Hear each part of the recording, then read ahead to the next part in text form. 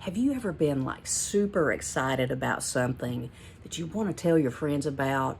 Some epiphany you've had, or something that you've seen, something that just truly ignites your soul. And so you go to your friends and you're telling them this story and you're just like over the moon. And you tell the story and literally they're looking at you like you have 12 heads or 20 heads. They're looking at you like, okay, Becca, are you okay? Are you feeling okay today? Are you sure you're okay?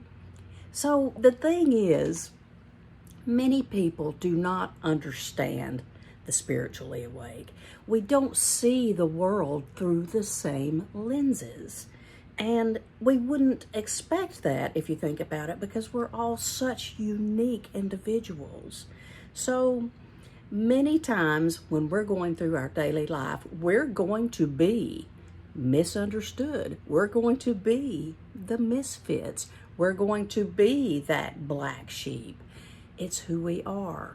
And if you can learn to embrace that and know that it's okay, then there's this freedom and this liberation that comes with it. So being misunderstood is something that you will live with for a while. Now, I like to say this too, because this is so true. You know, when we're talking about a spiritual concept to someone, you know, I can pretty much talk to people on any level, and I'm not here to change anybody's beliefs. I'm absolutely not.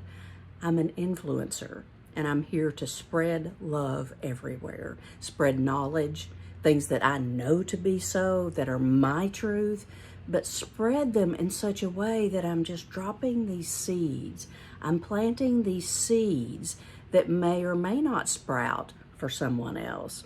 If they do, that's a wonderful thing, because they will come back and ask more questions about whatever this is. But when you are speaking to a person, remember this.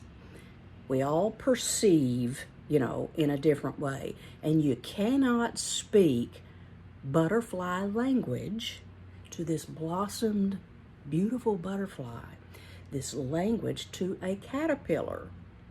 We can't expect a person that hasn't fully awakened, or that's on their, you know, on their own path, which is absolutely where they're supposed to be in their journey.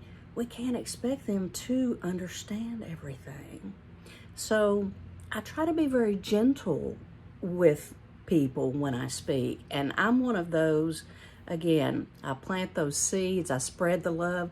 I live as an example of an awakened person that lives a very different kind of life. A different kind of life that is not normal based on what society would say. I have tailored my life around my sensitivities so that I can feel happy, free, so that I can thrive.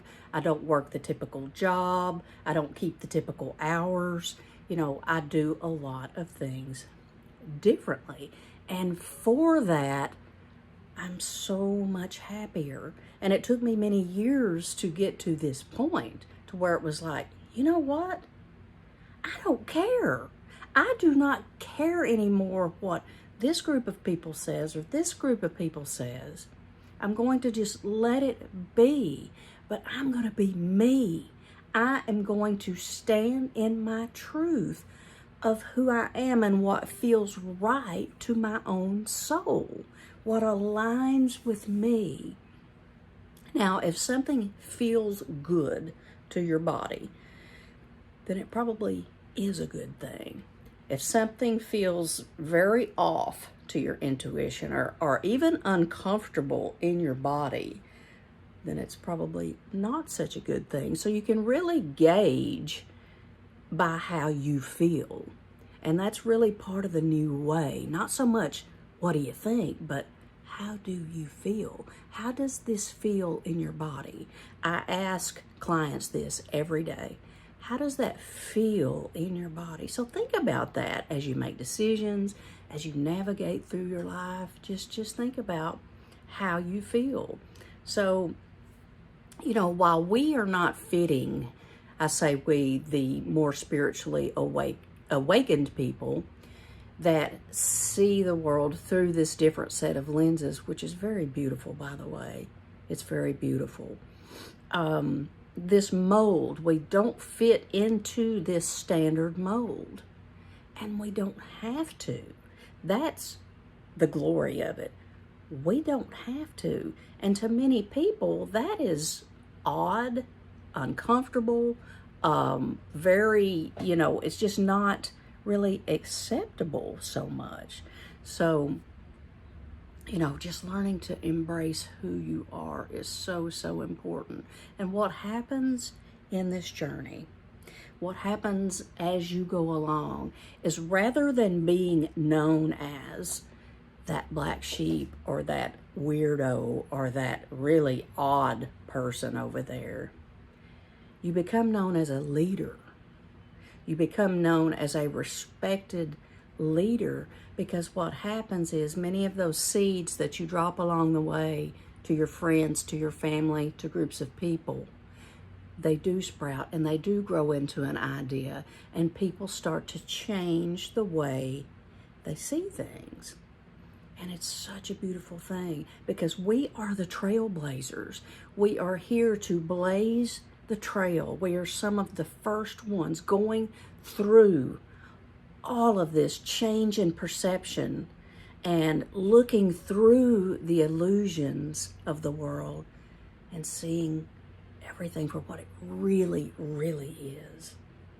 So I commend you for courageously walking this path. I commend you.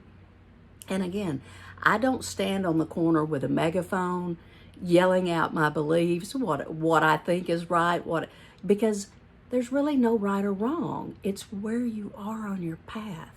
So if we can just go through and not judge and try to love each person right where they are, that's just the way to do it if you possibly can. So love thyself. Be true to yourself. Stay true to yourself. When you veer off the path of being true to you, you're going to feel it. I mean, you're going to feel it like your car is running off the road and you're on that rumble strip. Just, you're going to know. And that's your cue from God, universe, to get back in the lane. Get your car, get aligned again. Get aligned again. So I encourage you to stay true to you. Love yourself and be true to you. And the world around you will adjust. They will.